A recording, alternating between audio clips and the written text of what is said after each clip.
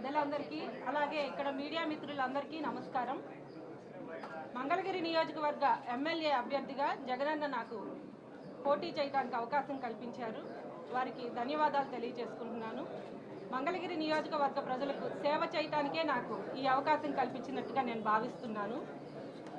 మరి మా జిల్లాలోనే 4 స్త్రీలకి, రజనీ గారికి కానివ్వండి, సుచరిత గారికి కానివ్వండి, ఫాతిమా గారికి కానివ్వండి, నాకు కానివ్వండి, 4 స్త్రీలకి సీట్ కేటాయించి మమ్మల్ని ప్రోత్సహించడం మాకు చాలా ఆనందంగా ఉంది. మేమందరం కూడా ఆయన నమ్మకాన్ని వమ్ము చేయకుండా గెలిచి చూపిస్తాము. మరి నా ఎస్సీలు, నా బీసీలు, నా మైనారిటీలు అంటూ ప్రతి సామాజిక వర్గానికి కార్పొరేషన్ ఏర్పాటు చేసి మరి వారి అభివృద్ధికి తోడ్పడుతున్నారు జగనన్న. అందుకనే మరి ప్రజలందరి స్పందన కూడా చాలా బాగుంది. వారు మాకు మద్దతుగా మాలో మమేకమైపోయి మమ్మల్ని బాగా ప్రోత్సహిస్తున్నారు, మాకు అండగా నిలిచారు. ఆ సంక్షేమ పథకాలు కూడా బాగా అందుతున్నాయని ప్రచారంలోకి వెళ్ళిన మాకు తెలియజేస్తున్నారు. నాడు నేడు కానివ్వండి, విద్యార్థి వసతి దీవెన కానివ్వండి, ఆసరా కానివ్వండి, ఇంకా చేయూత, ఇలాంటి పథకాలు, సంక్షేమ పథకాలు ప్రతి కుటుంబానికి అందుతున్నాయని మాకు తెలియజేశారు.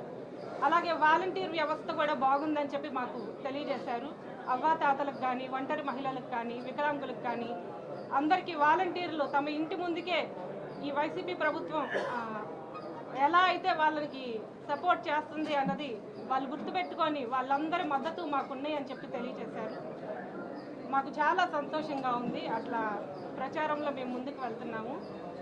మరి మంగళగిరి నియోజకవర్గ ప్రజలవి, నాయకులవి, కార్యకర్తలవి, అభిమానులవి అందరివి సహాయ సహకారాలు నాకు ఎల్లప్పుడూ ఉండాలని, అలాగే వాళ్ళ సామాన్య స్థానికురాలైన నన్ను వారి చెల్లిగా, అక్కగా, బిడ్డలాగా భావించి, అలాగే మన కిల్లారి రోసయ్య గారిని అన్నగా భావించి లావణ్య అనే నన్ను భారీ మెజారిటీతో గెలిపిస్తారని మనస్ఫూర్తిగా కోరుకుంటున్నాను.